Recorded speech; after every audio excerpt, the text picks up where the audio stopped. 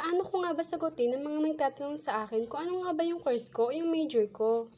By the way po, papalaw naman po at palike ng page kung di pa po kayo nakapollow at baka naman po pa-share ng mga video para updated po kayo lagi. Paano ko nga ba sasagutin na ng major ka Pilipino lang din naman? Napaka-easy naman. Share ko lang sa tuwing may nagtatanong sa akin kung ano yung major ko, matapang at nakangiti akong sumasagot na Pilipino. Hindi na rin nakakabigla pag sinabi, easy. Yan naman talaga ang tingin ng mga taong hindi kumuha ng Bachelor of Education major in Filipino. Kapag ba Tagalog, madali na. Pag ba English, major brainy na. FYI, walang major na hindi mahirap. Hindi ko rin sinasabing magaling ako o kaming mga Pilipino major. Ang sinasabi ko lang, huwag niyong nilalang ang Pilipino.